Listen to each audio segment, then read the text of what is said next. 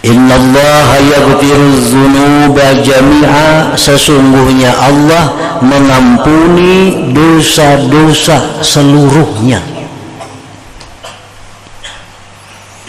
Innahu huwal ghafurur rahim, sesungguhnya Allah itu maha pengampun lagi maha penyayang.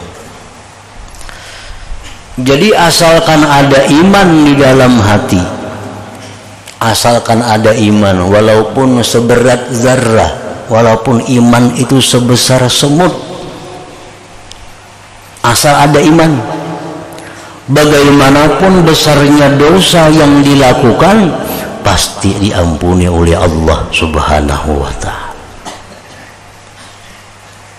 Cuma Allah itu mengampuni, bisa pengampunan itu diberikan sebelum masuk api neraka, bisa ampunan itu diberikan sesudah dimasukkan ke dalam api neraka. Innallaha la yaghfiru an yushraka bih wa yaghfiru ma duna dzalik liman yasha. Sesungguhnya Allah tidak mengampuni bahwa disekutukan dengannya. Nah, kalau orang musyrik itu kan diampuni Allah. Wa yaghfiru ma duna dzalik, Allah hanya mengampuni selain syirik. Nah, asal jangan syirik saja diampuni Tuhan.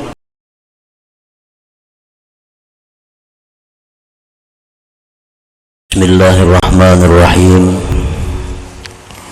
Alhamdulillah nahmaduhu wa nasta'inuhu wa nastaghfiruh wa na'udzu billahi min syururi anfusina wa min sayyiati a'malina.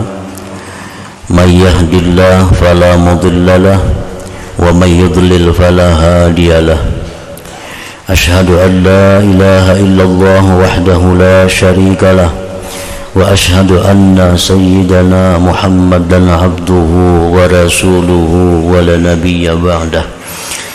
Allahumma salli wa sallim wa barik ala sayyidina wa maulana Muhammad wa ala alihi wa sahbihi wa dzurriyyatihi wa mawalah, amma ba'du. Yang kita hormati dan kita cintai para habaib dan para alim ulama, para muhibbin, hadirin hadirat rahimakumullah. Puji dan syukur yang tak terhingga kehadirat Allah Subhanahu wa ta'ala, yang mana pada malam ini kita dikumpulkan di tempat atau majelis yang penuh rahmat dan berkah ini. Salawat dan salam kita haturkan kepada junjungan kita Rasulullah Nabi besar Muhammad sallallahu alaihi wasallam dan kepada seluruh keluarga, para sahabat, zuriat dan pengikut beliau sampai hari akhir. Para muhibbin rahimakumullah, bismillahirrahmanirrahim. Alhamdulillahi rabbil alamin. Wabihi nasta'in ala umuri dunya waddin, al-qaili fi kitabihil azim. Segala puji bagi Allah, Tuhan semesta alam, dan dengan Allah kita minta pertolongan atas perkara-perkara dunia dan agama. Yang berfirman Allah di dalam kitabnya yang agung, Qul ya ibadiyallazina asrafu ala anfusihim la taqnatu min rahmatillah innallaha yaghfiruz dzunuba jami'a innahu huwal ghafurur rahim.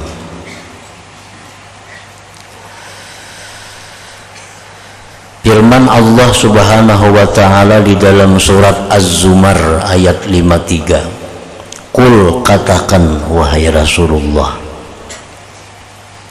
Ya ibadi, wahai hamba-hambaku.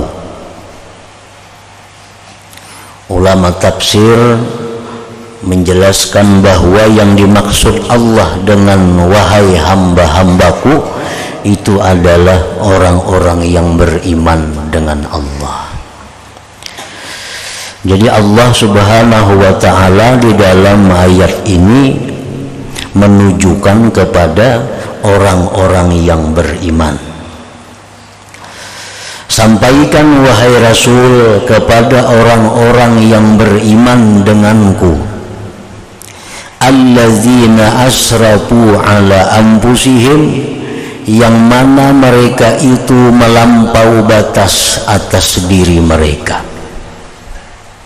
yang mana mereka melakukan berbagai macam maksiat,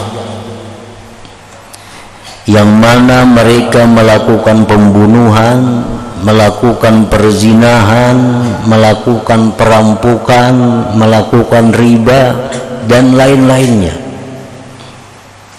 Nah, orang ini beriman kepada Allah tetapi banyak melakukan maksiat besar kepada Allah. Disebut asrafu ala anfusihim, melampaui batas atas diri mereka.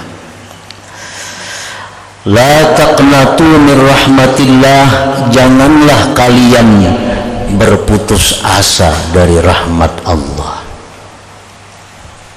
Artinya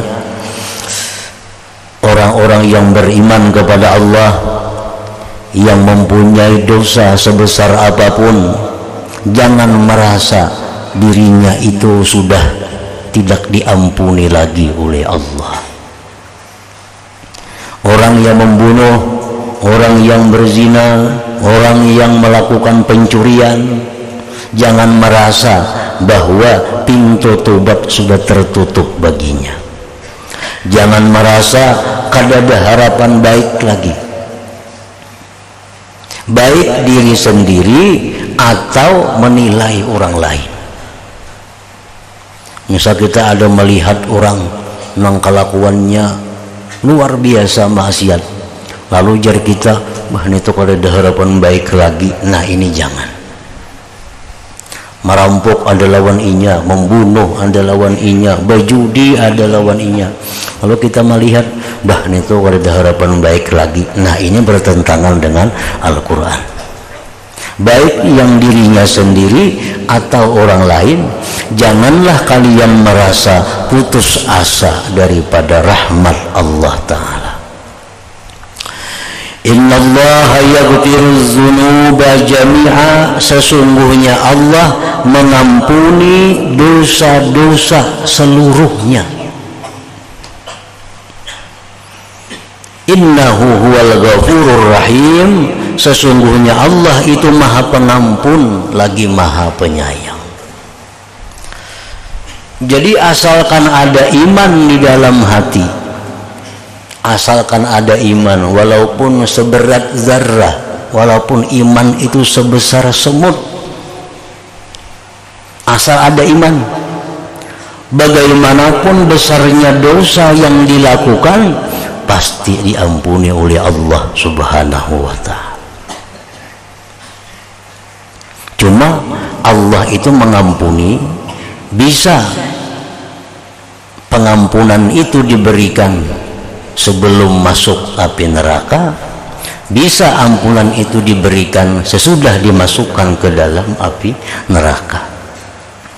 Pokoknya asal kita ada iman kepada Allah, bagaimanapun dosa-dosa yang dilakukan pasti diampuni oleh Allah.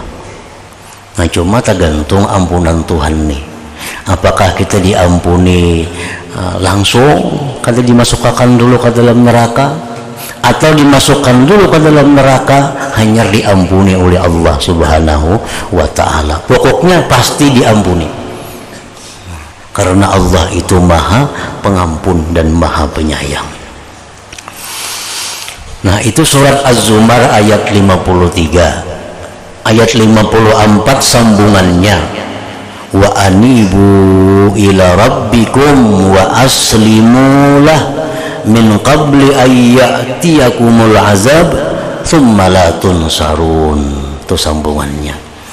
Dan tobatlah kepada Tuhan kamu, ikhlaskanlah tobat itu bagi Tuhan sebelum datang kepada kalian azab. Kalau sudah datang kalian azab, kalian tidak akan diberi pertolongan lagi. Nah, para muhibbin rahimakumullah, jadi ayat ini menyuruh kita bertobat sebelum kita dimasukkan di dalam azab Allah. Karena memang sudah dimasukkan dalam azab Allah, nah tobat kita itu diampuni, diterima oleh Allah, tetapi sesudah melalui berbagai macam siksa, berbagai macam hukuman yang diterima oleh orang yang melakukan dosa tadi.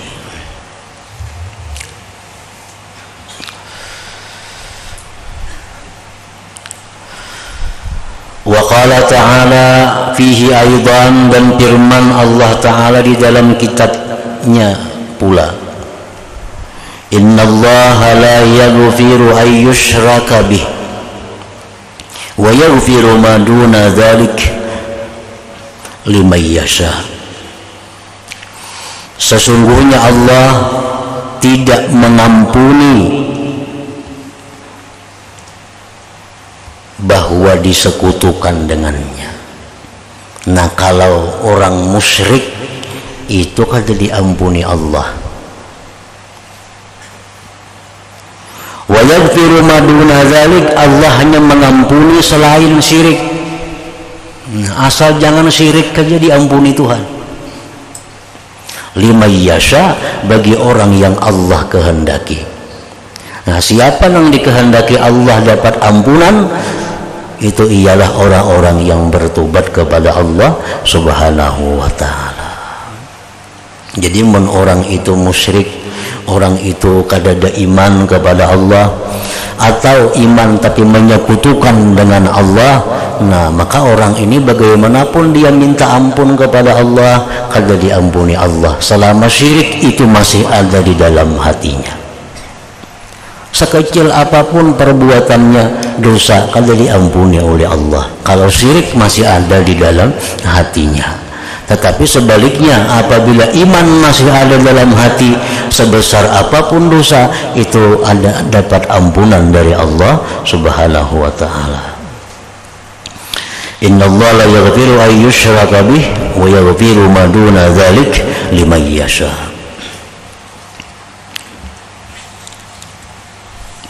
Allah Subhanahu wa ta'ala berfirman dalam hadis qudsi, Rasulullah sallallahu alaihi wasallam menyampaikan, yadkhulu ahlul jannah al jannata wa ahlun nar an nara. Di padang mahsyar itu sesudah selesai diproses, dihisab, ditimbang dan sebagainya, sehingga orang-orang surga sudah masukkan ke surga, orang-orang yang masuk neraka sudah masuk neraka. Padang mahsyar sudah kosong karena sudah menempati tempatnya masing-masing. Nah, summa yaqulullah, kemudian Allah berfirman, akhriju man kana fi qalbihi mithqalu habbatin min khardalin min iman.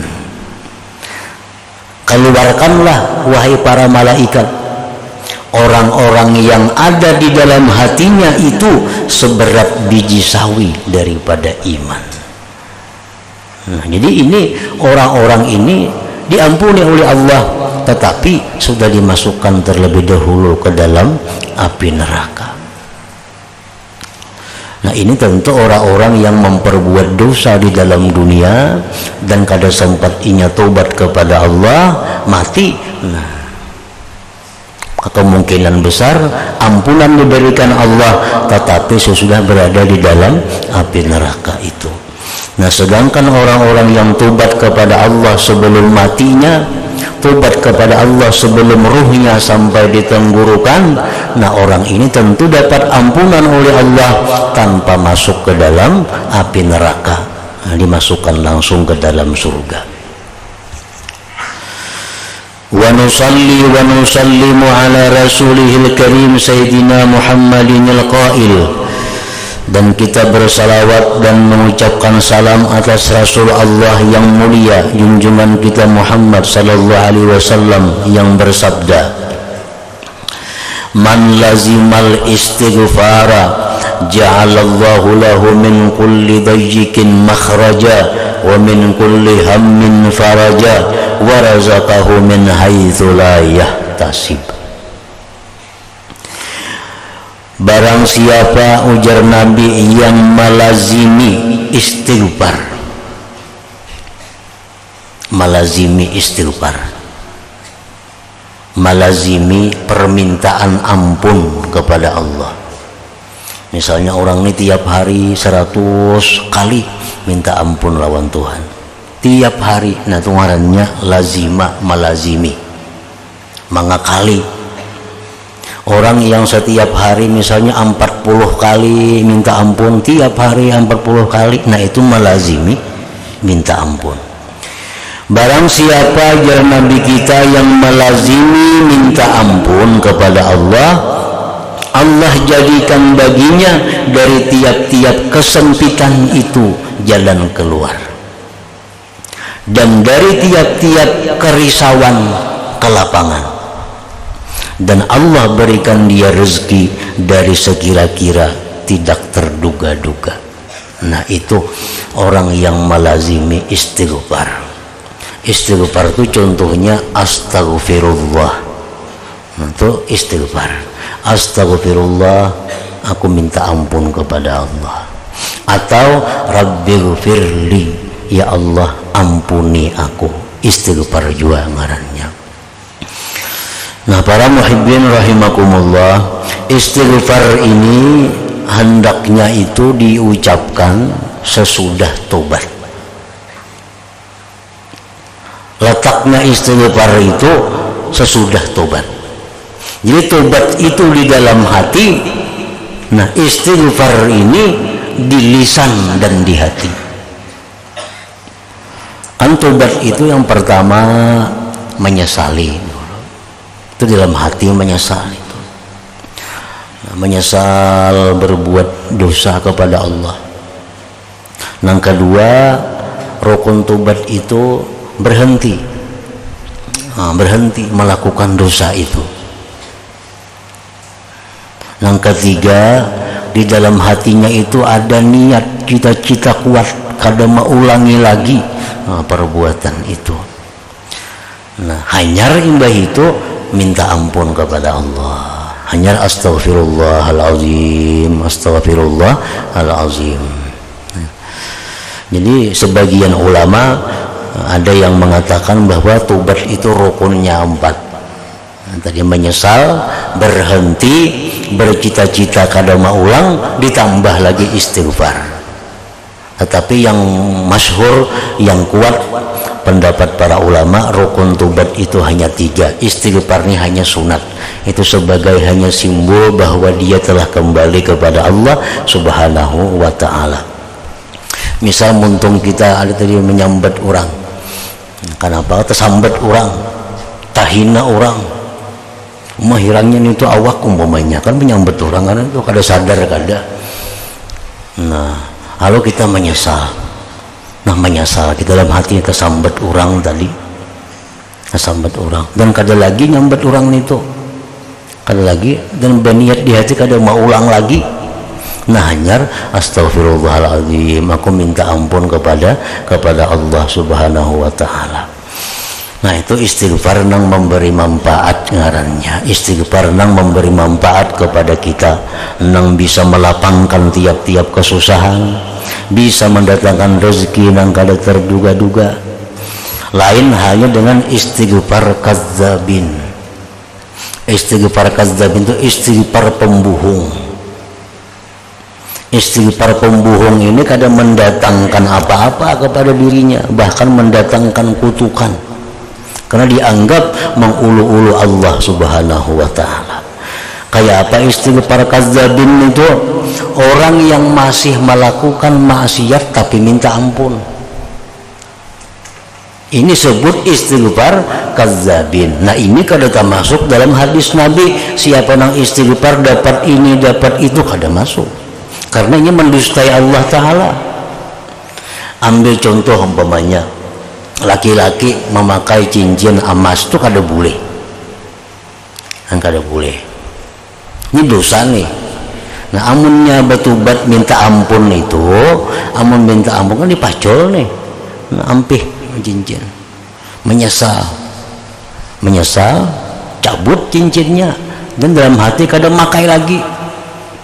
Nah hanya astagfirullahalazim, tadi memakai cincin emas minta. Nah ini istighfar nang bujur. Istighfar kadzabin nang kayak apa?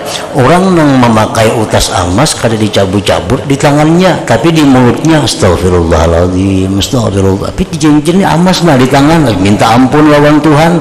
Itu ngarannya dusta, maulu-ulu Allah Ta'ala. Nah Allah kada suka itu, kada suka. Orang yang masih melakukan riba, contohnya nih, sebagian kita yang masih bekerja dengan riba, minjam duit berbunga, mandak duit berbunga, tong berjalan tuh siang malam kan bandak situ duitnya, tapi malam kan astagfirullahaladzim, istighfar kadzabin ngarannya. Amun tuh betul ampi ditarik itu, nah dicabut, ampih, jangan lagi berurusan ke situ, minta ampun lawan Tuhan. Nah itu nang bujur, itu nang istighfar nang memberikan manfaat. Istighfar nang jar Nabi tadi apa?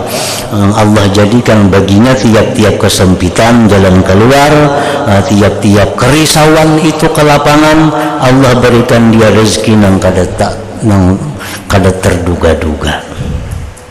Jadi jangan disalahkan hadis Nabi, aku beristighfar beribu-ribu sehari aja kada mau biris urusan. Nah istighfarnya macam apa? Istighfar bujur atau istighfar dudustaan? Bila istighfar dudustaan aja kada dapat apa yang disampaikan oleh Nabi tadi.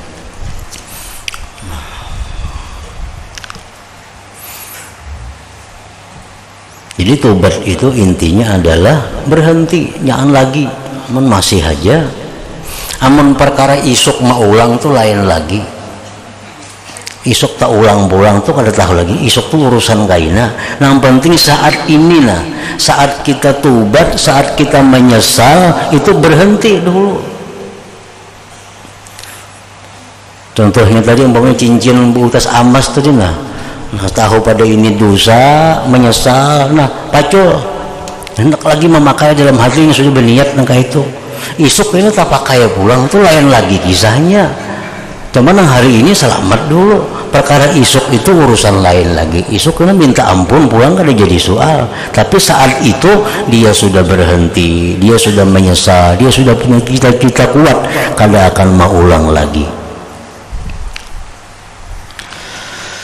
Wa ala alihi wa sahbihi ajma'in wa la hawla wa la quwata illa billahil aliyil azim wa hasbunallah wa ni'mal wakil. Amma ba'du, fa inna tawbata 'anidz dzunub birruju' ila sattaril uyub wa 'allamil ghuyub mabda'u tariqis salikin wa ra'su malil faizin wa awwalu iqdamil muridin wa miftahu istiqamatil mailin wa matla'ul istifa wal ijtiba lil muqarrabin. Bahwasanya tobat dari dosa dengan kembali kepada Allah yang maha menutupi aib manusia dan mengetahui perkara yang gaib. Bahwasanya tobat dari dosa dengan kembali kepada Allah, mabda'u tariqis salikin, itu permulaan jalan orang yang menjalani jalan Allah. Kita sembahyang ini berarti kita menjalani jalan Allah. Nah, kayak apa caranya supaya sembahyang kita ini baik, supaya sembahyang kita ini bisa diterima oleh Allah? Syarat yang pertama, kita mesti tobat dari dosa. mesti tobat dari dosa. Apabila kita sembahyang tapi sebelumnya kita kada tobat dari dosa, sembahyang kita itu ditolak oleh Allah. Ditolak oleh Allah. Nah, karena tobat ini adalah asasul ibadah. Tobat ini pondasinya ibadah. Hendak sembahyang kita berwudu. Nah, wudu itu adalah satu simbol daripada tobat. Basuh muha, baku kumur, nah mudahan dosa-dosa di mulut ini nang keluaran habis. Basuh tangan, dosa di tangan, basuh muka, dosa di muka. Jadi begitu kita wudu, kita disuruh berdoa. Asyhadu an la ilaha illallah wa asyhadu anna Muhammadar Rasulullah. Allahumma ja'alni minat tawwabin wa ja'alni minal mutatahhirin. Ya Allah, jadikanlah aku orang yang tobat kepada Engkau dan orang yang bersih dari dosa. Nah, hanya sembahyang. Jadi sembahyang ini bersih. Nah, jadi wudu itu adalah simbol daripada tobat. Makanya jar Nabi kita, orang nang wudu begitu dia baku kumur, dia keluarkan banyunya, keluaran dosa di mulutnya. Begitu dia basuh mukanya, keluaran dosa beserta air wudu itu. Basuh tangan, keluaran dosa di tangan serta air membasuh tangan itu. Nah, wudu itu pembersihan diri daripada dosa.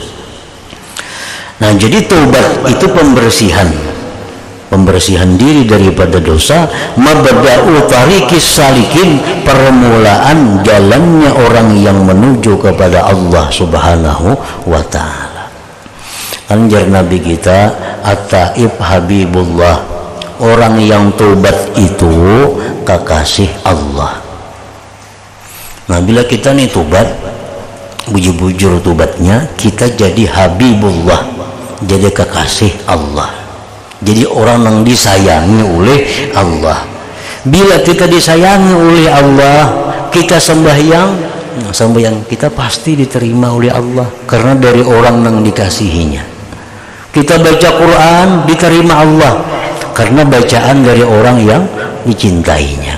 Jadi kalau kita tobat sebelum beribadah, maka itu menyebabkan amal ibadah kita diterima oleh Allah Subhanahu wa ta'ala. Sebab tobat itu kunci untuk mendapat kecintaan Allah. Kalau orang yang banyak dosa, nah orang ini adalah baghidullah, orang yang dimurkai Allah. Orang yang meninggalkan tobat dari dosa itu baghidullah, orang yang dimarahi Allah. Kalau orang dimarahi Allah sembahyang, Allah akan menghiraukan sembahyangnya. Kita tuh sarik lawan orang itu, nah datang mengatuk lawan kita, kada kita bukai, kita kada katujuan orang itu. Nah, pemahamannya, kalau orang tukar kasih kita datang mengatuk pintu, pasti kita buka pintu.